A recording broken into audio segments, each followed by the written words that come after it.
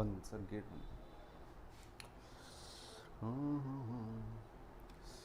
तो हेलो दोस्तों, good afternoon and जय हिंद सभी को। मेरे प्यारे दोस्तों, सभी आप एकदम जुड़ जाइए। और हम जो करंट अफेयर्स का नया सेशन था जो मॉर्निंग में था, वो अभी हम लोग इवनिंग में ले रहे हैं कुछ इश्यूज़ के वजह से।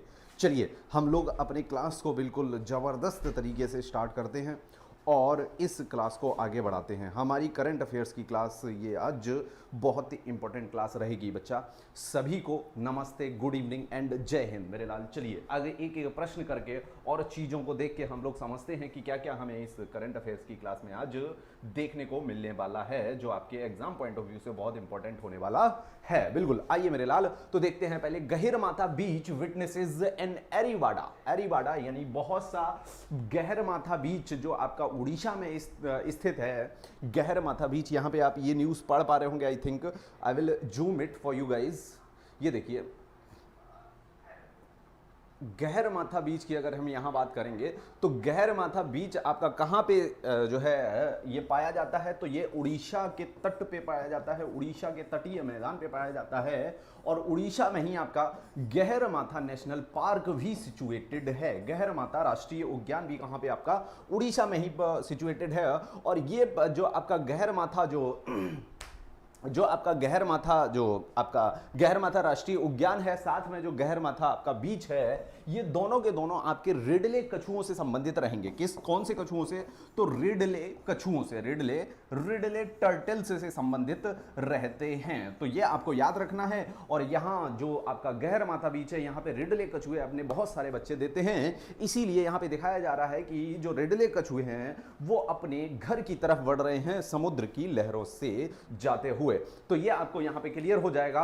और यहां पे गहरमाथा नेशनल पार्क कहां पे आपका लोकेटेड है, तो ये याद रखना है आपको, उड़ीसा में लोकेटेड है। उड़ीसा का ही अगला नेशनल पार्क है जिसे क्या कहते हैं, सिमलीपाल नेशनल पार्क। कौन सा? सिमलीपाल राष्ट्रीय उद्यान भी कहां पे आपका लोकेटेड है, तो ये भी उड़ीसा में ही लोकेटेड है। Tulika Sen hello, study CVL classes hello sir, hello. Janvi Chabuk good evening, आपको बहुत बहुत गुड इवनिंग। चलिए आगे चलते हैं हम लोग। तो सिमलीपाल भी आपका कहां पे लोकेटेड है, तो ये सिमलीपाल भी आपका लोकेटेड है कहां पे भाई, तो सिमलीपाल भी आपका लोकेटेड है कहां पे, तो उड़ीसा में। और यहीं पे आपको एक और पार्क, नेशनल पार्क यानी राष्ट्रीय उद्यान याद रखना है, वितरकर्णिका राष्ट्रीय उद्यान भी आपका कहां पे लोकेटेड है, तो मेरे लाल वितरकर्णिका राष्ट्रीय उद्यान भी आपका लोकेटेड है उड़ीसा के अंदर ही। तो तीन राष्ट्रीय उद्यान उड़ीसा से संबंधित आपको याद रखने हैं। चलिए अगले प्रश्न की तरफ बढ़ जाते हैं, लेकिन यहां पे एक चीज और देख लीजिए। 2.4 लाख ओलिव रिडले, कितने ओलिव रिडले को जन्म दिया हुआ है यानी बच्चे हैं, तो 2.45 लाख। अब आप सोच रहे होंगे ये जो है काउंट कैसे किया जाता है, तो अलग अलग डिवाइसेस इसके लिए यूज किए जाते हैं जो आपके इस एनवायरनमेंट यानी पर्यावरण से संबंधित लोग होते हैं उनके द्वारा। अगली न्यूज हमारी अंडमान से निकल के आती है। और अंडमान निकोबार जो है हमारा एक आइलैंड है, एक द्वीप समूह है जो कि आपका बे ऑफ बंगाल यानी बंगाल की खाड़ी में स्थित है। और ये जो अंडमान का जो द्वीप समूह है, यहाँ पे एक बहुत शानदार न्यूज आपके सामने आती है कि यहाँ के एक एमपी कुलदीप राय शर्मा, यहाँ के एक एमपी मेरे लाल, उनका नाम है क्या, कुलदीप राय शर्मा। यहां के एक एमपी कुलदीप राय शर्मा। बहुत शानदार प्रश्न बनेगा आपका। कुलदीप राय शर्मा जी को आपका एक अवार्ड दिया गया है जिसे बोला गया है संसद रत्न अवार्ड। संसद रत्न अवार्ड यानी संसद रत्न पुरस्कार से नवाजा गया है किसको, आपके अंडमान एंड निकोबार के एमपी यानी मेंबर ऑफ पार्लियामेंट, जिनका नाम आपका कुलदीप राय शर्मा है। और ये अवार्ड दिया किसने है इनको, चीफ इलेक्शन कमिश्नर यानी मुख्य चुनाव आयुक्त के द्वारा यह अवार्ड दिया गया है। और हाल ही में यानी अभी अगर हम बात करेंगे तो अभी भारत के मुख्य चुनाव आयुक्त का नाम क्या है, तो आपको याद रखना है Sunil Arora. Sunil Arora is the current chief election commissioner of India.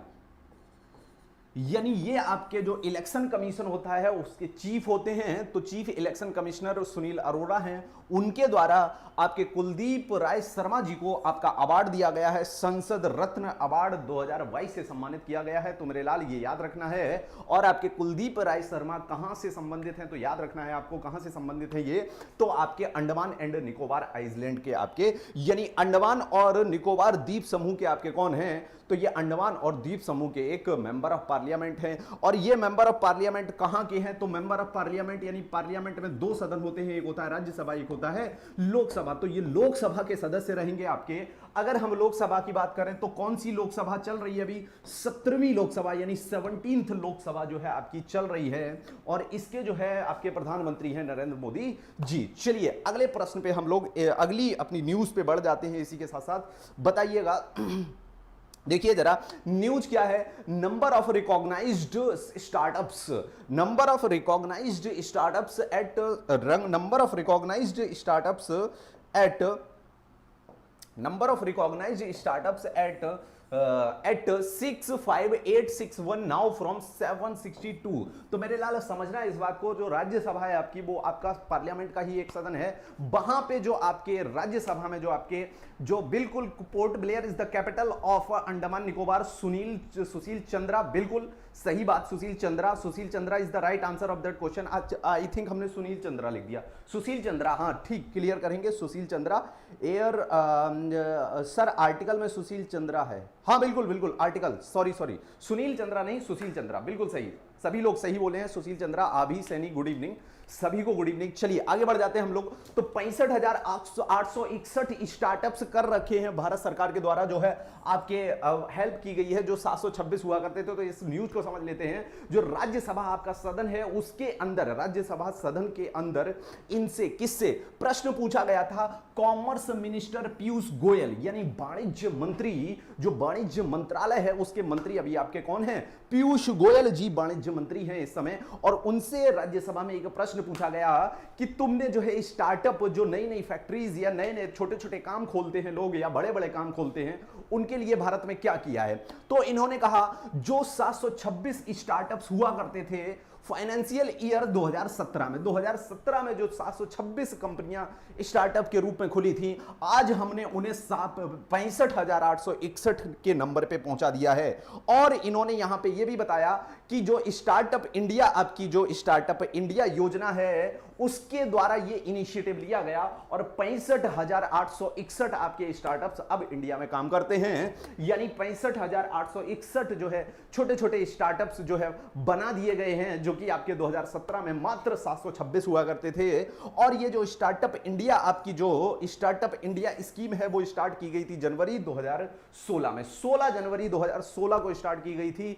तो स्टार्टअप इंडिया जो आपकी स्कीम है उसे आपको याद रखना है, उसके वो कब स्टार्ट की गई थी, तो जनवरी 2016 में, 2016 याद रखना ही रखना है स्टार्टअप इंडिया के लिए।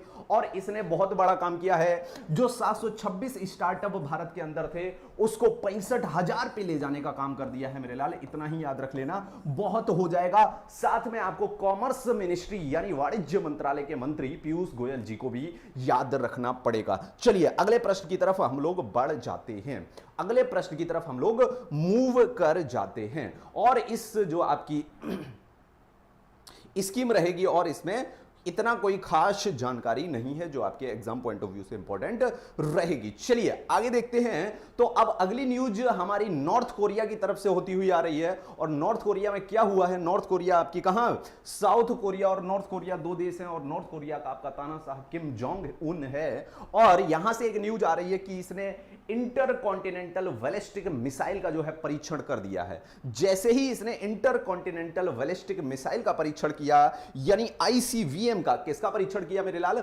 इसने आईसीवीएम का परीक्षण किया, आईसीवीएम यानी इंटरकॉन्टिनेंटल बैलिस्टिक मिसाइल का परीक्षण किया। वैसे ही इसके परीक्षण से परेशानी किसे हुई, तो सबसे पहले परेशानी हुई अमेरिका ने। और अमेरिका किससे गिड़गिड़ाने लगा, अमेरिका बोलने लगा चाइना और रूस से कि भाई देखो ये क्या कर रहा है, ये तो नई नई इंटरकॉन्टिनेंटल बैलिस्टिक मिसाइल बनाता ही जा रहा है, टेस्ट करता ही जा रहा है, इसे रोकना है। यानी जो आपका अमेरिका यूक्रेन का साथ नहीं दे रहा है, रूस के खिलाफ बोल भी रहा है थोड़ा बहुत, लेकिन यूक्रेन का साथ नहीं दे रहा है। क्यों यूक्रेन का खुल के साथ नहीं दे रहा है? इस तरह के मुद्दों की वजह से। तो इंटरकॉन्टिनेंटल बैलिस्टिक मिसाइल की अगर हम बात करें तो ये आपकी मिसाइल्स ही होती हैं, जैसे कि कुछ मिसाइल्स होती हैं सुपरसोनिक, कुछ होती हैं सबसोनिक, कुछ होती हैं हाइपरसोनिक, उसी में एक होती है कि इंटरकॉन्टिनेंटल। ये जो है आपकी कॉन्टिनेंट्स पे जो है क्या करती है, कॉन्टिनेंट्स पे सीधा अटैक करती है। यानी एक महाद्वीप से दूसरे महाद्वीप तक मार करने के लिए जो मिसाइल यूज की जाती हैं उन्हें क्या बोलते हैं? इंटरकॉन्टिनेंटल बैलिस्टिक मिसाइल्स बोला जाता है। और मेरे लाल इनकी जो आपकी कैपेसिटी है वो आपकी 5000 किलोमीटर से लेके 10,000 किलोमीटर की क्षमता तक ये मार करती हैं। कौन करती हैं भाई? Inter continental ballistic missile. क्या भारत के पास इंटरकॉन्टिनेंटल बैलिस्टिक मिसाइल है? बिल्कुल, इसका उत्तर होगा हां। भारत भी उन 8 देशों में है जिसके पास क्या है? इंटरकॉन्टिनेंटल बैलिस्टिक मिसाइल, जो कि आपकी कौन सी है? अग्नि 5। इंटरकॉन्टिनेंटल बैलिस्टिक मिसाइल भारत के पास कौन सी है भाई? अग्नि 5 जो है आपकी इंटरकॉन्टिनेंटल बैलिस्टिक मिसाइल है, जिसकी आपकी क्षमता 5000 किलोमीटर से लेके 5800 किलोमीटर की मारक क्षमता है। यह भारत की इंटरकॉन्टिनेंटल यानी आईसीबीएम मिसाइल है। और याद रखना इस बात को भी, एक जो है हमारे एपीजे अब्दुल कलाम जी द्वारा एक जो है आपकी स्कीम बताई गई थी भारत सरकार को, वो थी आपकी स्कीम क्या? पटना। वो स्कीम क्या थी? इसका फुल फॉर्म मेरे लाल पटना ही है। तो भारत में जो भी मिसाइल सिस्टम है वो पटना पे ही वर्क करता है। पटना का मतलब यहां पे पी से हो जाएगा पृथ्वी नामक मिसाइल। कौन सी भाई? पृथ्वी नामक मिसाइल हो जाएगी। और आपकी ए से हो जाएगी कौन सी? अग्नि नामक मिसाइल हो जाएगी। अग्नि नामक मिसाइल हो जाएगी। टी से आपकी त्रिशूल नामक मिसाइल हो जाएगी। कौन सी भाई? त्रिशूल नामक मिसाइल हो जाएगी। और एन से आपकी नाग नामक मिसाइल हो जाएगी। नाग नामक मिसाइल हो जाएगी। और ए से आपकी आकाश नामक मिसाइल हो जाएगी। तो ये पटना की शुरुआत कब की गई थी भारत सरकार द्वारा? तो बताइए कमेंट सेक्शन में इसका आंसर दीजिए कि पटना की शुरुआत भारत सरकार द्वारा कब की गई थी। तो इसका सही उत्तर हो जाएगा 1983 is the right answer of that question. Patna जो है आपका, ये आपका मिसाइल सिस्टम है भारत का। पर इसमें 5 तरह की मिसाइल है, यही आपको याद रखनी है। आप बड़ा कंफ्यूज हो जाते हो, परेशान हो जाते हो जब आपके सामने प्रश्न आता है कि अब अग्नि आ गई, अब आकाश आ गई, अब आपकी पृथ्वी आ गई, अब आपकी त्रिशूल आ गई, कैसे इनको याद करेंगे? तो मेरे लाल एक ही वर्ड याद कर लो, पटना। इसमें सारे के सारे आपके सारे के सारे मिसाइल सिस्टम आ जाएंगे। पृथ्वी, त्रिशूल, आकाश, अग्नि और नाग, ये सारे के सारे भारत के मिसाइल सिस्टम हैं। इसमें जो आपका इंटरकॉन्टिनेंटल बैलिस्टिक मिसाइल है वो आपकी अग्नि 5 है। समझ रहे हैं? इतनी बात सभी को क्लियर होगी। और ये पटना नामक जो आपकी स्कीम है, ये आपके एपीजे अब्दुल कलाम जी ने जो है बताया था भारत सरकार को। और भारत सरकार ने इस स्कीम को लागू कब किया? 1983 में। और इस स्कीम का ऑफिशियल नाम जो है वो भी पटना ही है। यानी आपसे कभी भी पटना की भी फुल फॉर्म पूछी जा सकती है। यहां पे ये याद रखना, ये मैंने कोई ट्रिक नहीं बनाई है, ये गवर्नमेंट की ही बनाई हुई स्कीम है। समझ रहे हैं? पटना। चलिए आगे चलते हैं हम लोग अगले प्रश्न की तरफ, अगली अपनी न्यूज की तरफ बढ़ जाते हैं। तो ये आपकी जो न्यूज है वो आ रही है, जो आपका राशन था वो बढ़ा दिया गया है। कितने महीने के लिए? तो 6 महीने के लिए राशन और बढ़ा दिया गया है। किस स्कीम के अंतर्गत? तो प्रधानमंत्री गरीब कल्याण अन्न योजना। प्रधानमंत्री गरीब कल्याण अन्न योजना के अंतर्गत आपका क्या फिर से 6 महीने के लिए और मुफ्त राशन बढ़ा दिया गया है। तो याद रखना, जो कोविड पीड़ित लोग थे उस समय कुछ लोगों को मुफ्त में अनाज दिया जा रहा था। और मुफ्त में अनाज इसलिए दिया जा रहा था क्योंकि वो परेशान थे। कोविड में उन्हें जो है जॉब नहीं मिल रही थी, कोविड में उन्हें कहीं से अनाज यानी खाने को नहीं मिल रहा था। इसलिए सरकार ने ये कदम उठाया था। आपका अप्रैल में स्टार्ट की थी 2020 में ये स्कीम, और अप्रैल से जून में पहले लागू की, फिर इसे जुलाई से नवंबर बढ़ा दिया गया, फिर इसे 2021 में दोबारा से लागू कर दिया गया क्योंकि नवंबर 2020 में ऐसा लगा कि कोविड चला गया है। लेकिन फिर से आपका अप्रैल में फिर से जो है कोविड ने जो है भारत पे कब्जा कर लिया था 2021 में। और फिर मई से फिर हमारी सरकार ने जून तक ये स्कीम लागू की, और ये अब मार्च तक लागू हो गई है 2022 तक, तो मतलब हो गई थी, मार्च 2022 तक थी, लेकिन फिर से कितने 6 महीने के लिए और इसे इंक्रीज कर दिया गया है। समझ रहे हैं? टोटल महीने वैसे तो 19 महीने थे, लेकिन अगर 6 और जोड़ देंगे तो टोटल 25 महीने की ये स्कीम हो जाएगी। इसे लॉन्च कब किया गया था? तो अप्रैल 2020 में आपकी PMGKAY प्रधानमंत्री गरीब कल्याण अन्न योजना, प्रधानमंत्री गरीब कल्याण अन्न योजना जो है आपकी लॉन्च की गई थी। इतनी बात सभी को क्लियर हो गई होगी, कोई दिक्कत है किसी को? अगले प्रश्नों पे चलते हैं। ये हमारे जो थे आपके क्वेश्चंस थे, जो आपकी न्यूज़ेस थी जो संबंधित थी, और कुछ हम इंपॉर्टेंट प्रश्नों को भी देख लेते हैं। चलिए, बहुत से लोग हमसे जो है जुड़ चुके हैं। Sushil Arora is the right answer of that question, बिल्कुल सही बात कह रहे हैं। Deputy Umesh Sinha, okay 16 January 2016 is the right answer, बिल्कुल सही बोल रहे हैं सर। और बोल्स, जय हिंद सर। वर्मा शनीश, जय हिंद बच्चा।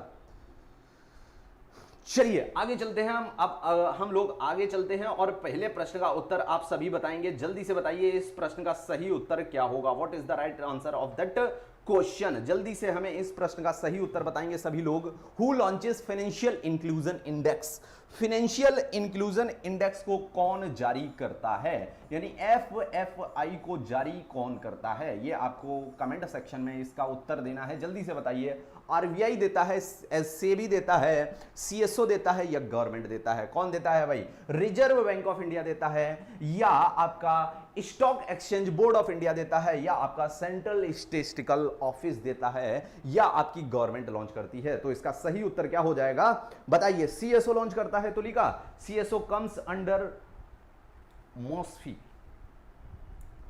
Ministry of statics. CSO नहीं बच्चा, CSO नहीं लॉन्च करता है, इसे करता है आपका RBI, तो सही उत्तर हो जाएगा। Part 1 is the right answer of that question. RBI जो है आपका फाइनेंशियल इंक्लूजन इंडेक्स को लॉन्च करता है। और यहाँ पे अगर हम बात करें तो जो फाइनेंशियल इंक्लूजन इंडेक्स है, फाइनेंशियल इंक्लूजन इंडेक्स है, इसमें जो है RBI क्या देता है? ये नंबर दिया करता है, हर वर्ष अलग अलग नंबर दिया करता है। तो जो फाइनेंशियल इंक्लूजन इंडेक्स है उसको इस बार 53.9 मार्क्स मिले हुए थे, आउट ऑफ 100 नंबर दिया करता है, और पिछली बार 47 आपके मार्क्स मिले हुए थे।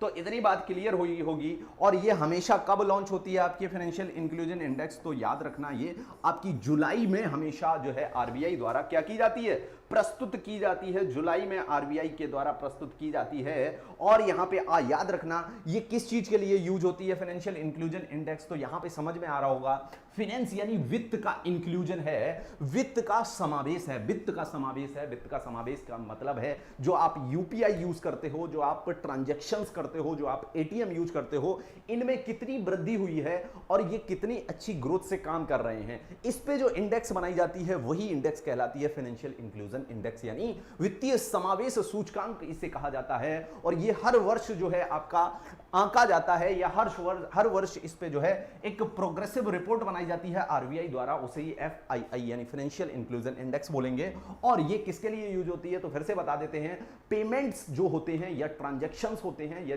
बैंकिंग से रिलेटेड आपका जितना भी इलेक्ट्रॉनिक वर्क होता है, जिससे इंसान को फायदा मिलता है, जो पॉपुलेशन है उसे फायदा मिलता है, इसलिए ये आपकी लॉन्च की जाती है। इतनी बात सभी को क्लियर हो गई होगी। और अगर हम यहां पे किसकी बात करेंगे? सेबी की बात करेंगे। तो सेबी की बात करेंगे तो यहां पे हमने सेबी के लिए आपको एक चीज बताई थी कि इसका हेडक्वार्टर आपका मुंबई में रहेगा। ये हम 50 बार आपको बता चुके हैं, सेबी का हेडक्वार्टर मुंबई में रहेगा, RBI का हेडक्वार्टर भी मुंबई में है, और आपका SBI का हेडक्वार्टर भी मुंबई में है, और आपका नाबार्ड का हेडक्वार्टर भी आपका मुंबई में रहेगा।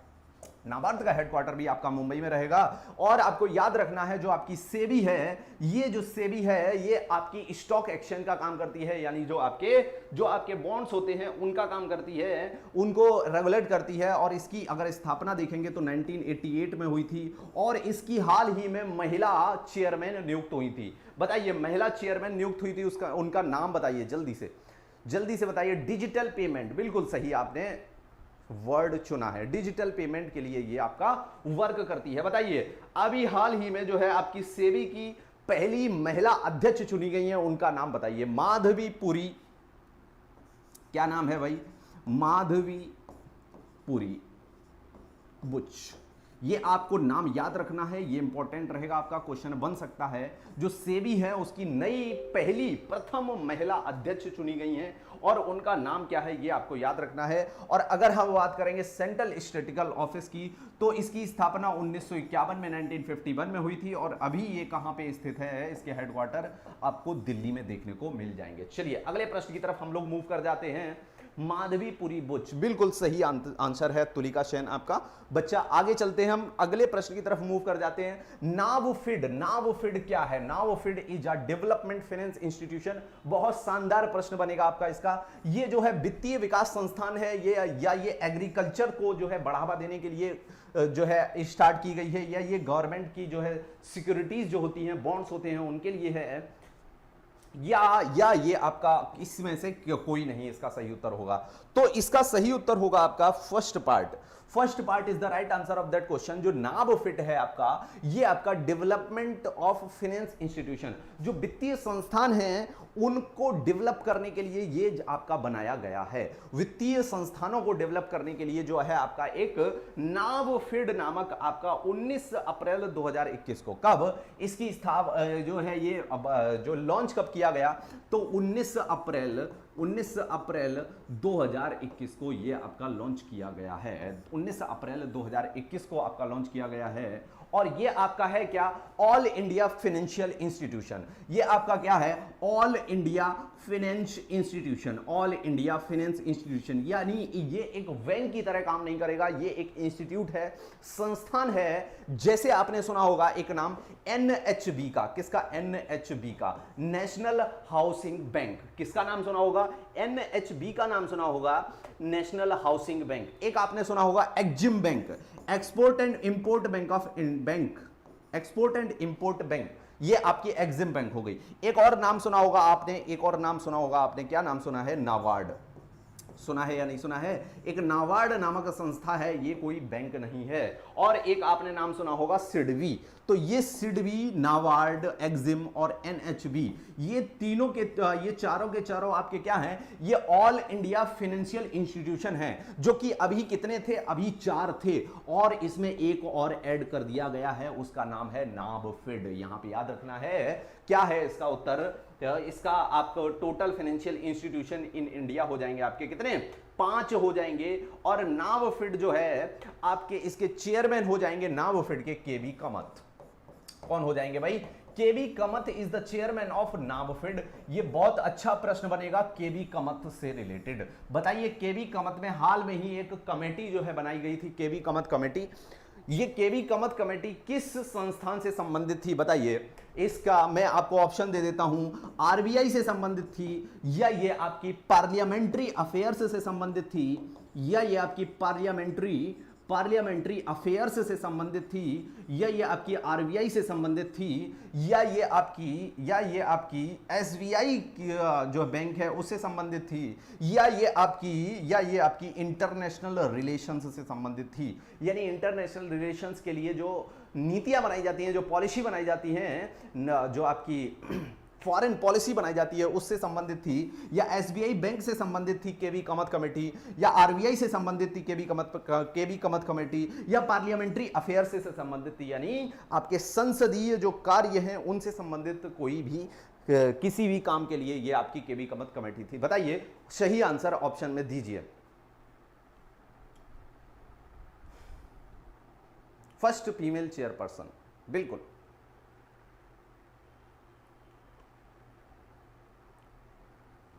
अब नाबफिड की अगर यहां पे फुल फॉर्म में लिख दूं, तो मैं यहां पे फुल फॉर्म लिखता हूं नेशनल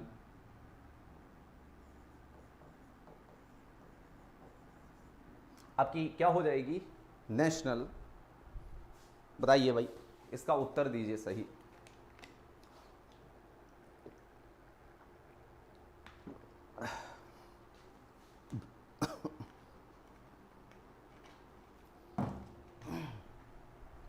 चलिए इसका उत्तर दीजिए।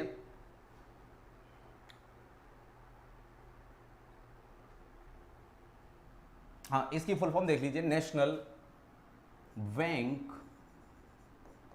For financial infrastructure and development, infrastructure and development, infrastructure and development, ये आपकी फुल फॉर्म हो जाएगी, तो इंपॉर्टेंट रहेगी। और नावफेड में अभी कितना जो है इंक्लूजन किया है, यानी कितने पैसे दिए हैं हमारी भारत सरकार ने, तो 20,000 करोड़ की राशि के साथ इसका जो है आपका जय गणेश किया गया है, यानी स्टार्ट की गई है। 20,000 करोड़ की राशि के साथ आपकी नावफेड जो है स्टार्ट की गई है, ये एक संस्था हो जाएगी आपकी।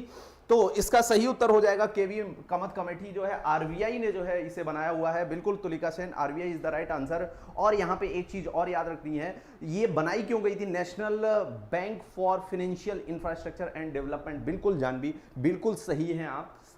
चलिए, ये बनाई क्यों गई थी केवी कमत कमेटी, क्योंकि जो लोन था कोविड, जो कोविड आ गया था उसमें बहुत से लोगों ने जो लोन लिया था उसे वापस कैसे लिया जाए उन लोगों से, इसलिए केवी कमत कमेटी आपकी बनाई गई थी आरबीआई के द्वारा। चलिए अगले प्रश्न में हम लोग मूव कर जाते हैं। इस प्रश्न का सही उत्तर बताइए, who invented GIF, graphic interchange format किसने बनाया, किसने इन्वेंट किया था? तो याद रखना, स्टीव विल हाइट की हाल ही में यानी परसों आपकी मृत्यु हुई है स्टीव विल हाइट की, और इन्हीं ने आपका क्या बनाया था, इन्हीं ने आपका क्या बनाया था भाई, इन्हीं ने आपका बनाया था क्या, इन्हीं ने आपका बनाया था क्या, इन्हीं ने आपका जीआईएफ जो आप देखते हैं ग्राफिक इंटरचेंज फॉर्मेट बनाया हुआ था। और यहां पे अगर हम बात करेंगे तो इनकी मृत्यु किसकी वजह से हुई, तो कोविड-19 की वजह से हुई। और आपको याद रखना है ये कहां के निवासी थे, तो आपके यूएसए के निवासी थे। और यहां पे जेम्स गॉसलिंग के बारे में आपको जानना है, तो ये जावा के संस्थापक हैं, यानी इन्होंने जावा को इन्वेंट किया था, यानी जावा को बनाया था किसने, जेम्स गॉसलिंग ने। तो जावा आपकी प्रोग्रामिंग और जावा लैंग्वेज दोनों ही जेम्स गॉसलिंग से संबंधित रहेंगी। और आपका लैरी पेज आप जानते ही होंगे किसके संस्थापक हैं, तो आपके गूगल के संस्थापक लैरी पेज हो जाते हैं। चलिए अगले प्रश्न की तरफ हम लोग मूव कर जाते हैं। चलिए आइए अगले प्रश्न का सही उत्तर देंगे सभी लोग। वो GSAT-7B जो सैटेलाइट रिलेटेड टू, GSAT-7B उपग्रह किस से संबंधित है, इंडियन आर्मी से संबंधित रहेगा, इंडियन आर्मी से संबंधित रहेगा, मेटियोरोलॉजिकल डिपार्टमेंट यानी मौसम विज्ञान जो संस्थान है उससे संबंधित रहेगा, या कृषि के लिए ये काम करेगा, या जो सिविल लोग हैं या जो आम नागरिक हैं उनके कम्युनिकेशन के लिए वर्क करेगा, बताइए। लैरी पेज गूगल से हैं, बिल्कुल तुलिका सेन, जावा जानवी चुनबुक जावा, बिल्कुल जावा निर्भय जावा, बिल्कुल सही उत्तर आ रहे हैं बहुत लोगों के। जल्दी बताइए इसका उत्तर बताइए। GSAT-7B is a satellite related to, GSAT-7B जो है आपका वो सैटेलाइट किस चीज से रिलेटेड रहेगा, जानवी बी ऑप्शन आ रहा है। Good evening Sneha Shandilya, good evening, लेकिन आप लेट हो गए स्नेहा बच्चा। लेकिन याद रखना मेरे लाल सभी लोग कि हम लोग सुबह मॉर्निंग में 8:15 पे मिलेंगे अपने करंट अफेयर्स के सेक्शन से। आज due to some sort of there is a kind of light issue, you can I will say that the kind of light issue, that's why we are not able to do our class in morning. Okay, so Tulika Sen बी बता रही हैं, meteorological department Papori B बता रहे हैं, और आपके तुलिका सेन बी बता रहे हैं। Sneha Sandilya sorry sir, okay बच्चा कोई नहीं। अंकित पुनिया जी के बूस्टर डोज क्या कहाँ है, if there is any kind of information there will be provided by Pama sir, don't worry for that। अंकित पुनिया आपको उस परमार सर द्वारा वो इंफॉर्मेशन दे दी जाएगी। It's okay sir ji, okay. चलिए बी सभी लोग बता रहे हैं, my M B is not the right answer, right answer is Indian army. तो मेरे लाल इंडियन आर्मी ने अपने कम्युनिकेशन के लिए GSAT-7B जो है अभी ही लॉन्च किया है, नया हाल ताजा लॉन्च किया गया है इंडियन आर्मी के द्वारा। इंडियन आर्मी ने अपना कम्युनिकेशन सेटअप बनाया हुआ है अलग से। तो GSAT-7B जो है आपका लॉन्च किया गया है इंडियन आर्मी द्वारा।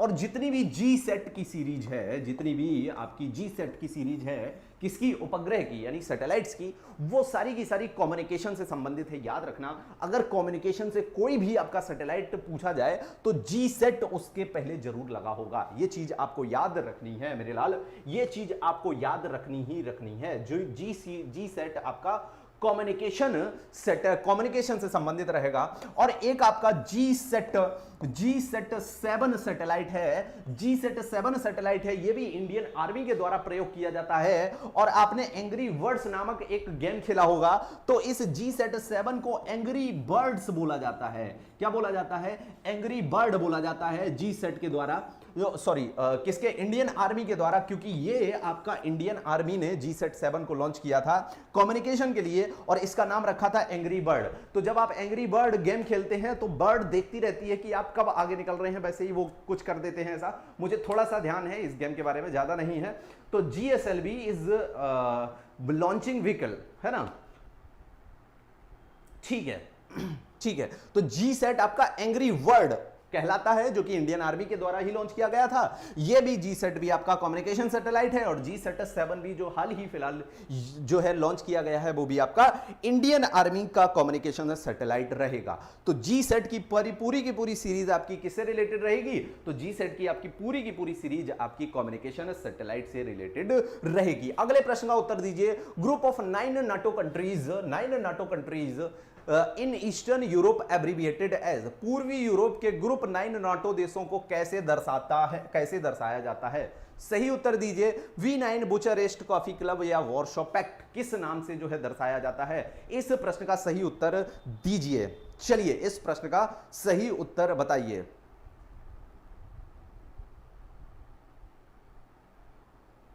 माई एम लो हो गया, क्या हो गया बच्चा? Why you are that much laughing?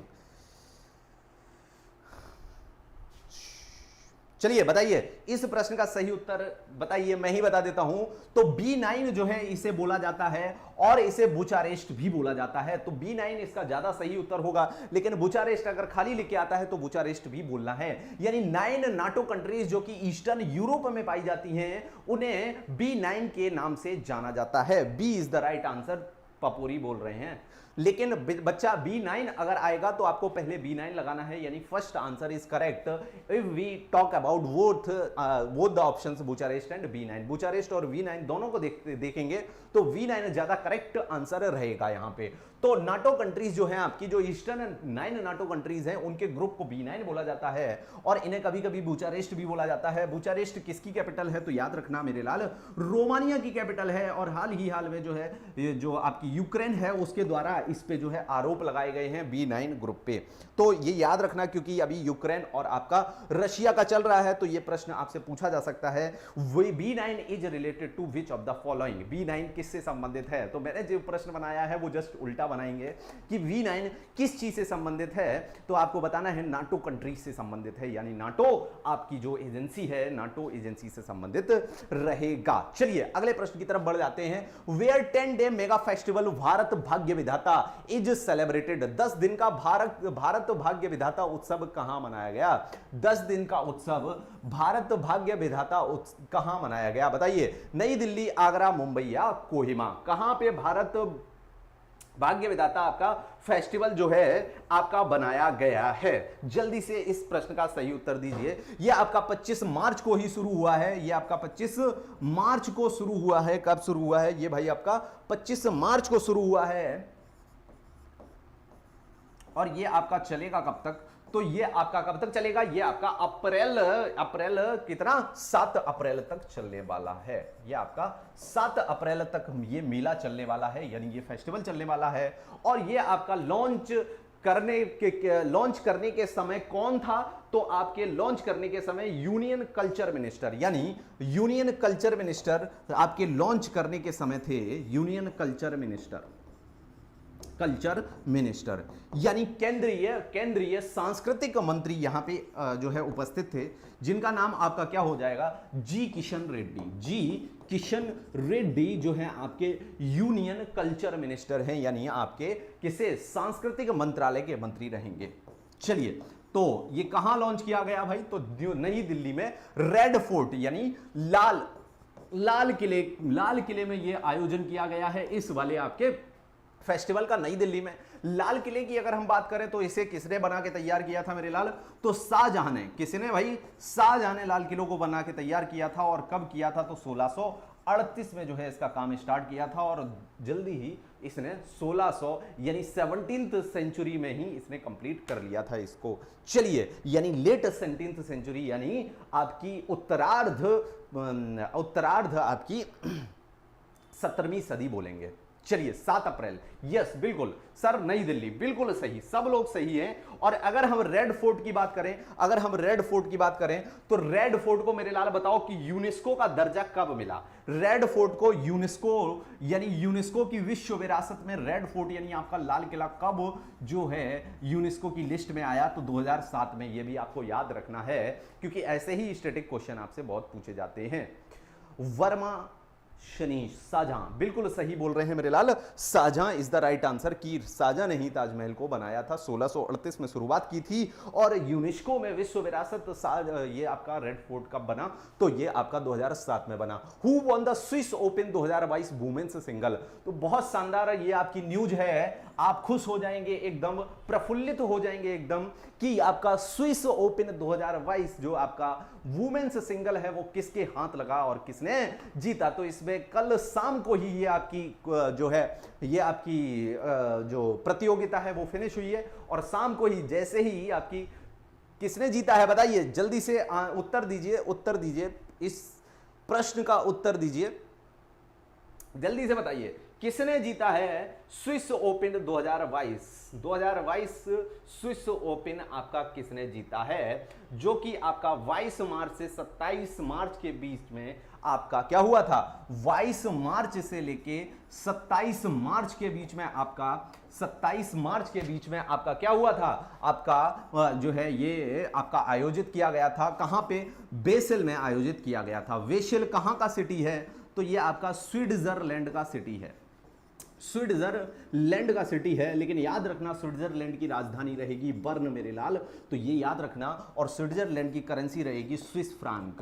क्या रहेगी? स्विस फ्रांक जो है करेंसी रहेगी स्विट्जरलैंड की, और स्विट्जरलैंड जो है बर्न राजधानी रहेगी और वेसल यहाँ का सिटी रहेगा। जो बैंक्स हैं उनके लिए वेसल जो स्विट्जरलैंड की एक संस्था है बेसिल सिटी है, वहां पे एक संस्था है वो जो है बेसिल नॉर्म्स भी बनाती है। क्या बनाती है? बेसिल नॉर्म्स बनाती है, बेसिल नियम बनाती है और उन नियम का पालन जो है बैंकें करती हैं, क्योंकि बैंकों के लिए ऐसे नियम बनाती है जो बैंक उसको आसानी से जो है इंप्लीमेंट करें, तो उससे आज जो है उन बैंकों को फायदा होने वाला है। चलिए, सभी कोई दिक्कत किसी को नहीं होनी चाहिए, कोई इश्यू तो नहीं आ रहा है। I think all things are good.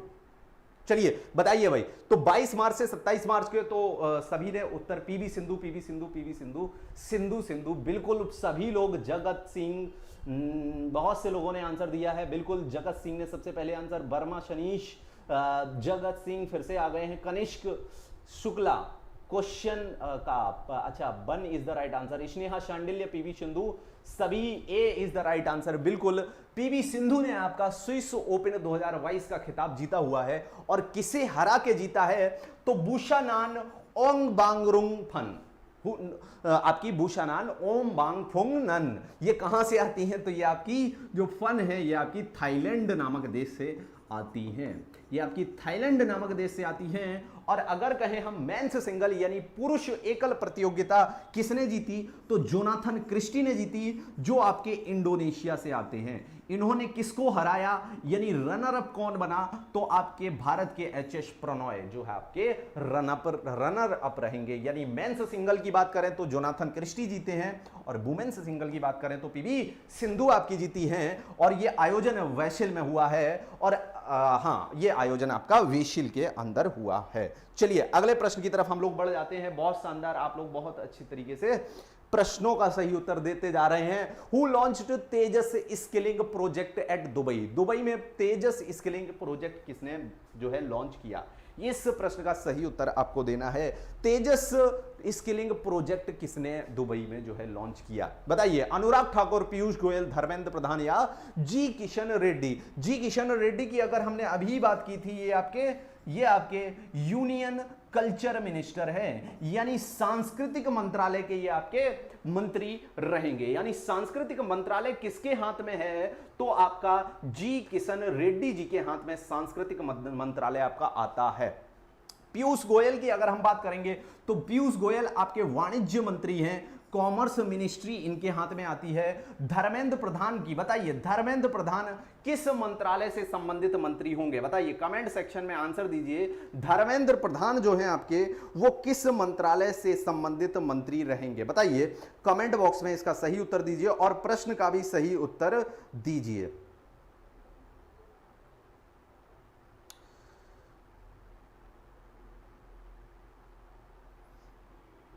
चलिए जल्दी बताइए, जल्दी जल्दी जल्दी जल्दी।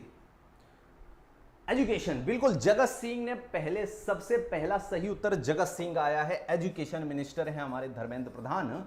और यहां पे अगर बात करें इस प्रश्न का सही उत्तर किसने दिया है? थाईलैंड ए अनुराग ठाकुर, बिल्कुल। कनिष्क शुक्ला आपका बिल्कुल सही उत्तर है। तुलिका सेन डीपी, डीपी का मतलब Dharmendra Pradhan is not the right answer of that question. Anurag Thakur is the right answer of that question, बिल्कुल। कनिष्क शुक्ला, जगत सिंह, अच्छा कनिष्क शुक्ला। वर्मा सनीस पेट्रोल मंत्री, पेट्रोल मंत्री, अच्छा। एजुकेशन मिनिस्टर तुलिका सेन, बिल्कुल सही उत्तर है। वर्मा सनीस एजुकेशन मिनिस्टर हैं, धर्मेंद्र प्रधान, बिल्कुल सही। तो अनुराग ठाकुर ने आपका तेजस नामक स्किलिंग प्रोजेक्ट जो है लॉन्च किया है। और ये कहां किया है? तो दुबई में किया हुआ है। बताइए, दुबई पहुंच गए, ये एक प्रोजेक्ट लॉन्च करने के लिए दुबई पहुंच गए? नहीं, ऐसे नहीं गए हैं। दुबई में जो है अभी एक्सपो 2020 चल रहा है। अब आप कहेंगे सर 2021 कह दो या 2022 कह दो, आप 2020 क्यों कह रहे हो? ये तो कुछ गलत है और हजम नहीं हो रहा है। तो मेरे लाल समझना, जो आपका एक्सपो 2020 था उसे कोविड की वजह से जो है स्थगित कर दिया गया था। और जो अब जो लगाया गया है आपका एक्सपो दुबई के अंदर, जो एक्सपो आपका दुबई के अंदर 1 अक्टूबर से लेकर 31 मार्च तक जो है लगाया गया है, उस एक्सपो को नाम नहीं बदला गया है। उस एक्सपो का नाम नहीं बदला गया है, एक्सपो 2020 ही रखा गया है। यानी 1 अक्टूबर 2021 को शुरू हुआ था और 31 मार्च 2022 को ये खत्म हो जाएगा। ये एक मेला होता है, मेला टाइप होता है, और इसमें यहां पे हर स्टार्टअप्स की बात होती है। बहुत बड़ा मंच होता है इकोनॉमिक ग्रोथ के लिए, किसी भी कंपनी के लिए। वहां पे अलग अलग तरीके के विचार आते हैं, अलग अलग तरीके की चीजें जो है या विचार डिस्कस किए जाते हैं बहुत बड़े बड़े मंच पे। और बहुत सारे लोग यहां पे आते हैं जो अलग अलग इकोनॉमी से रिलेटेड होते हैं। इकोनॉमी का मतलब है हर देश की अर्थव्यवस्था से, जो अर्थव्यवस्था में बहुत बड़ा रोल प्ले करते हैं। जैसे भारत की बात करें तो भारत में आपके अलग अलग लोग हो जाएंगे, जैसे कि आपके जो जियो लॉन्च किया है किसने? मुकेश अंबानी जी, या और भी जो आपके बड़े बड़े। बिल्कुल, इस प्रोजेक्ट के बारे में बिल्कुल बताता हूं मैं। तेजस, जो तेजस है आपका, ये एक ट्रेनिंग प्रोजेक्ट है। ये आपका ट्रेनिंग प्रोजेक्ट है जो आपके दुबई में लोग रहते हैं, जो भारतीय लोग रहते हैं, उनके लिए एक ये जो है आपका स्किलिंग प्रोजेक्ट लॉन्च किया गया है। इसे बोला गया है ट्रेनिंग, इसे बोला गया है training of emirates, training of emirates, training of emirates jobs and skills, training of emirates jobs and skills, jobs and skills. यानी जो भारतीय आपके दुबई में रहते हैं उनको स्किल प्रोवाइड करेंगे और उनको अलग अलग जॉब मिले। इसके लिए ये प्रोजेक्ट आपका लॉन्च किया गया है, तेजस नामक जो है आपका स्किलिंग प्रोजेक्ट। स्किल दी जाएगी, इससे क्या दी जाएगी? आपकी स्किल दी जाएगी और आप दुबई में ही आप क्या ले सकते हैं? दुबई में ही आप जो है जॉब ले सकते हैं। यानी दुबई में रहने वाले लोगों को ही स्किल दी जाएगी। और इसमें जो टारगेट सेट किया गया है वो पहले 10,000 लोगों को स्किल करना है, यानी 10,000 लोगों को स्किल्स प्रोवाइड करनी है। समझ रहे हैं? चलिए अगले प्रश्न की तरफ हम लोग मूव कर जाते हैं। हाँ, बस इतना ही हमारा इंपॉर्टेंट रहेगा और आज हमारा जो सेक्शन है वो यहीं पे खत्म हो गया है। लेकिन यहां पे एक्सपो के बारे में एक दो चीज और आप जान लीजिए। जो आपका अगला एक्सपो है, जो आपका अगला एक्सपो है, जिसे बोलेंगे एक्सपो 2025, यानी 2025 में जो आपका एक्सपो लगेगा वो ओसाका कहां की सिटी है? तो जापान की सिटी है, लेकिन जापान की कैपिटल ओसाका नहीं है। कमेंट सेक्शन में बताइए जापान की कैपिटल, बताइए जापान की कैपिटल कमेंट सेक्शन में आप बताएंगे। और जो एक्सपो 2020 है इसमें कितनी कंट्रीज ने भाग लिया? तो याद रखना 192 कंट्रीज ने जो है आपका इस एक्सपो में भाग लिया हुआ है। इस एक्सपो में भाग लिया हुआ है, इस एक्सपो में आप भाग लिया हुआ है। और इस एक्सपो में आपका भाग लिया हुआ है। और इस एक्सपो की थीम रहेगी आपकी कनेक्टिंग माइंड्स क्रिएटिंग फ्यूचर। क्या रहेगी theme? Connecting minds creating future. तो ये इस एक्सपो की थीम थी इस बार की। वैसे तो बहुत सी चीजें हैं एक्सपो के बारे में बताने के लिए, लेकिन वो चीजें आप करिए जो आपके लिए बहुत ज्यादा इंपॉर्टेंट रहेंगी। और मैं भी कोशिश यही कर रहा हूं कि देखो, बताने के लिए करंट में ये भी, आओ इस पे भी नजर डाल लेते हैं, आओ इसे भी कर लेते हैं, आओ इसे भी कर लेते हैं, लेकिन इतना करने के बाद अगर आपके जहन में कुछ नहीं रहता है मेरे लाल, क्योंकि हम भी जानते हैं एक इंसान की जो है कंज्यूमिंग पावर कितनी हो सकती है, उसकी एक लिमिट होती है हमेशा, कि वो हर कुछ कंज्यूम अपने दिमाग में नहीं कर सकता, वो एक लिमिटेड चीज अपने दिमाग में रख सकता है। तो याद रखो, मैं इस तरह से इस चीज को सेट कर रहा हूं करंट अफेयर्स को, कि लिमिटेड चीजें आपके पास जाएं और वो चीजें हो जो आपके एग्जाम के लिए मोस्ट रिलेवेंट हो। और मेरे लाल, अगर इसमें से आपका एग्जाम में नहीं फंसता है तो याद रखना, अगर उस प्रश्न को आप नहीं कर सकते तो कोई भी नहीं कर सकता। और जीएस का यही लॉजिक होता है कि हम सभी के बराबर अपने आप को कर लें, सभी के बराबर अपने आप को कर लें। जीएस में अपने आप को सभी के ऊपर ले जाने की अगर आप कोशिश करोगे तो टीसीएस आपको जॉब लेने से रोक देगा। क्यों रोक देगा? इसका सही उत्तर यह है कि अगर आप इतनी ही मेहनत आप कर लेंगे अपने मैथ या इंग्लिश वाले सेक्शन में, तो आप बहुत अच्छे मार्क्स पा जाएंगे। और मैथ और इंग्लिश का सेक्शन आपका मेंस में भी प्रयोग होने वाला है, अगर सीजीएल के बच्चों की बात करूं मैं, क्योंकि जो ग्रेजुएट हैं वो सीजीएल का भी डाले होंगे। तो जीएस में आपको उतना करना है that will equate your level to other students level. आपको उन स्टूडेंट्स के लेवल के बराबर आ जाना है जो स्टूडेंट जीएस पढ़ते हैं या करंट अफेयर्स पढ़ते हैं। यानी करंट अफेयर्स को छोड़ना नहीं है, आपको पढ़ना है, लेकिन इतना डीप में नहीं पढ़ना है कि आप उसी करंट अफेयर्स या जीएस सेक्शन में खो जाएं, क्योंकि फिर आप जो करने जा रहे हैं वो नहीं कर पाएंगे। तो समझ लीजिए, आपको कायदे का पढ़ना है, आपको अच्छा पढ़ना है। और अगर आपका ये कंटेंट नहीं आता है, या जो भी आप रिलेवेंट आप मैगजीन यूज कर रहे हैं उसका कंटेंट नहीं आता है और बहुत डीप पूछा जाता है, तो मानिए मेरी बात कि उस प्रश्न को कोई नहीं कर पाएगा। और जब कोई नहीं कर पाएगा तो आपसे आगे कोई नहीं जा पाएगा। आप बस जीएस में एक लेवल सेट कर दीजिए कि इतना सब पढ़ रहे हैं तो इतना हम पढ़ेंगे, इससे ज्यादा नहीं पढ़ेंगे। लेकिन on the other hand English या मैथ अपना एकदम ताकत उसको बना लीजिए। और जब वो ताकत बनाएंगे तो वो ही आपके फायदे के लिए काम आएगी, वो आपको फायदा देगी, बहुत फायदा देगी। और ये स्ट्रेटेजी बहुत वर्क करती है मेरे लाल। एग्जाम इस तरह से एग्जाम निकालना बहुत थोड़ा सा आसान हो जाता है, समझ रहे हैं? बहुत तो मैं नहीं कहूंगा, क्योंकि मेहनत रंग लाती है हर जगह। Sir thanks for your efforts. Thank you Janvi बच्चा। मेरी ड्राइंग बनाओ। जगत सिंह बच्चा, कायदे में रहिए जरा, है ना। स्नेहा शांडिल्य वेलकम बच्चा, thank you. Nirbhaya thank you. सभी को good night. Janvi good night. Capital Tokyo है, टोकोयो नहीं बच्चा, तुलिका टोक्यो के बाद ओ नहीं आएगा। अच्छा चलिए, good night Nirbhaya Verma. Tokyo is the capital, बिल्कुल सही, सभी ने बहुत अच्छा आंसर दिया है, टोक्यो। तो बहुत अच्छा, क्या देंगे ही आप एक ही। सभी को गुड नाइट एंड स्वस्थ रहिए और पढ़ते रहिए, रिवाइज करते रहिए। पढ़िए उतना जो आपके एग्जाम पॉइंट ऑफ व्यू से रिलेवेंट रहेगा।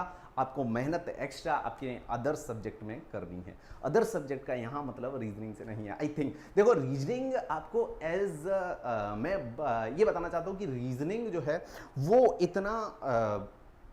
इतना टफ नहीं होता है कि आप उसमें एक लेवल से ज़्यादा मेहनत कर सकते हैं। आपको जो मेन मेहनत करनी है वो मैथ में और इंग्लिश में करनी होती है, आई थिंक। चलिए, इस तरह से स्ट्रेटेजी बना के अपने एग्जाम के आगे चलते जाएंगे और बढ़ते जाएंगे। जो लोग परेशान हैं, जो लोग हैरान हैं कि कैसे होगा, जिनकी नींद गायब है जीडी के पेपर या आईसीआर के पेपर आने के बाद, तो विश्वास रखिए कि अगर आप कदम से कदम मिला के चलते रहेंगे तो ये मेहनत रंग अवश्य लाएगी। Thank you guys, good night.